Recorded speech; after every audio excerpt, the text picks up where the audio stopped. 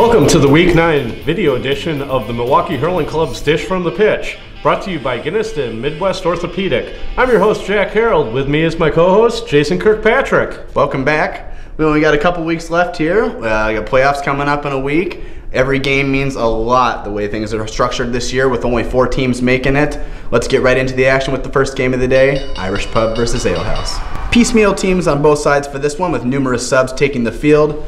Alehouse's strong team play led to them jump out early with a lead over the Ninjas as they struggled to get into Marauder territory. Pub was getting their touches in but had some difficulty connecting on their passes.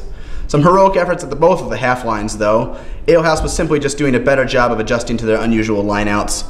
The Marauders entered halftime with a sizable lead over the Ninjas. The second half saw Irish Pub slow the Marauder attack on goal a little after shuffling the line out to beef up the defense. Tim Dombrowski and Scotty Ward roaming out there in the midfield, kind of unusual to see, but trying to trick Alehouse a little bit. With their confidence back, the Ninjas were able to take it a little deeper into Alehouse territory, came away with 2 quick goals. Pat Minster stepping out of the net for this match. Alehouse lead was hefty, but Pub continued to dig deep. Alehouse, though, showing what a force they could have been if their season had started out on the right foot.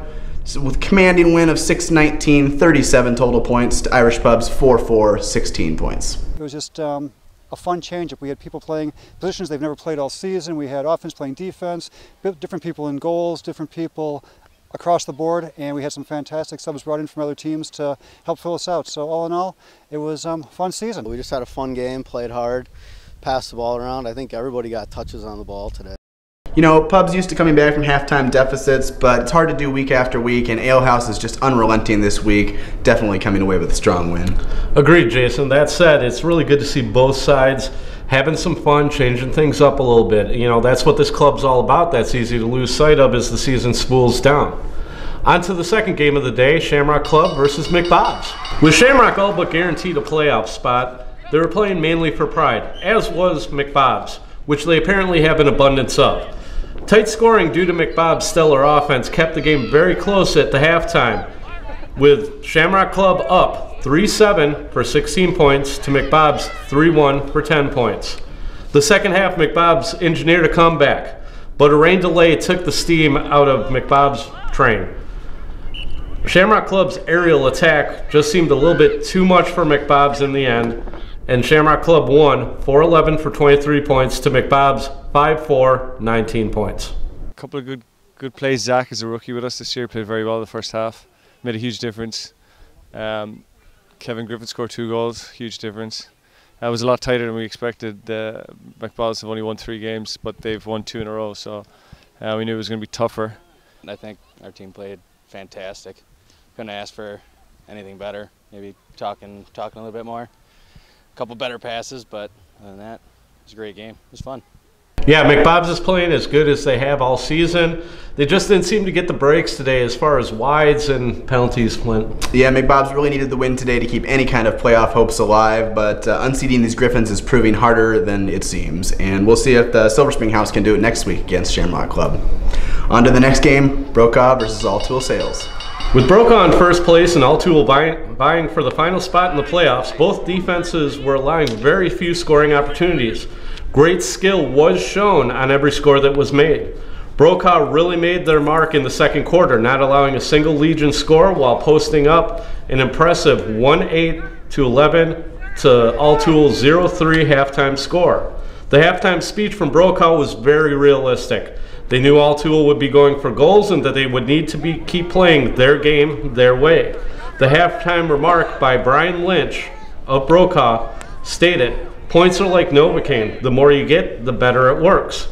All Tool, for their part, decided to play yet another passionate physical game.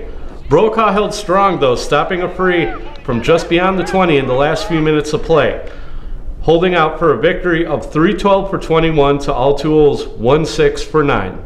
You know, super proud of the team that we're 6-0. Every game's been just like today, a lot of passing, a lot of communication. Everybody's chipping in for scores. It's a full team effort. Couldn't be proud of the bunch. You know, it's always going to be a tough game to play All Tool. I mean, they're a strong team. Hope we see them again, you know, down the road in the playoffs. But just lucky to get out of here with a win today. It's been kind of the story of our season. We've been down almost every single half this season, and we usually come back, fight hard, and I thought we did in the second half. I think we were just beat to the ball by a really savvy vet team.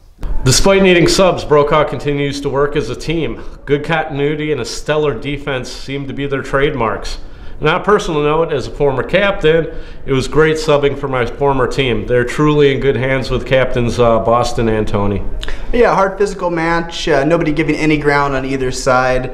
I believe you got a shoulder into the action as well, Jack. Satisfying, no doubt. On to the next game, Trinity versus County Clare. Two very evenly matched teams were hoping to be a little farther up the leaderboard at this time of the year. It was Clare who came away with the first points, but not easily, as Trinity answered right back each time. It was a battle for possession throughout the quarter, but some terrific saves by Trinity keeper Ryan McCauley prevented Clare from gaining too much offensive momentum. The Rebel brothers of Teddy and Tater Roots were able to do some damage as well with a goal and a point.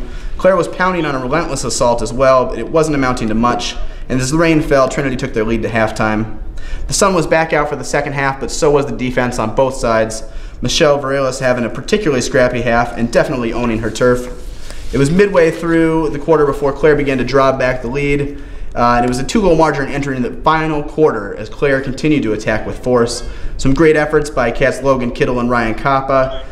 Clare had the momentum on the home stretch, but Trinity eked out a couple more points to stay ahead. The Cats were hunting for that last-minute goal that we've been knowing them for, but Nick Newman comes up with a big rejection for Trinity to hold the lead and take the win 2-6, 12 points over Clare's 1-7, 10 points total.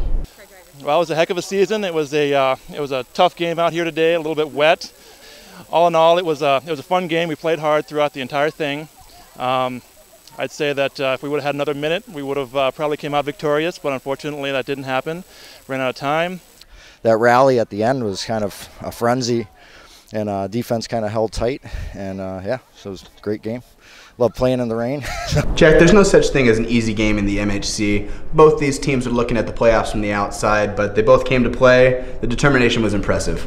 Yeah, it was clear that Clare didn't have any shot at the playoffs, but you know they decided to change their tactics around, dialed back their offense, beefed up their defense. Wasn't a winning formula this week, but their players seemed to have fun nevertheless.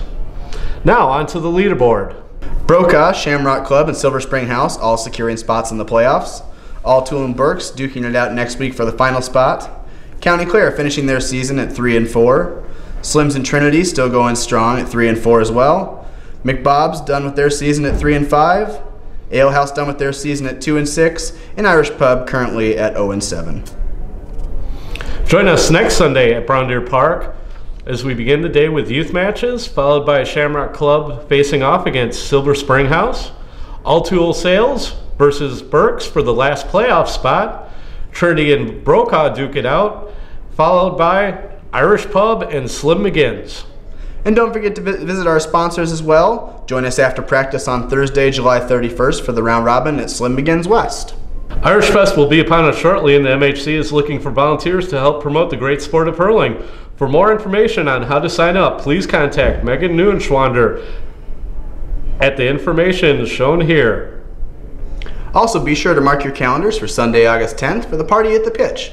We'll have a couple of homegrown bands. It sounds like one heck of a good cookout. We have members of the Pay the Devil opening for Atomic Whiskey Test. Please be sure to check out the online magazine version of Dish from the Pitch, featuring more comprehensive coverage of these games and more. We'll see you next time.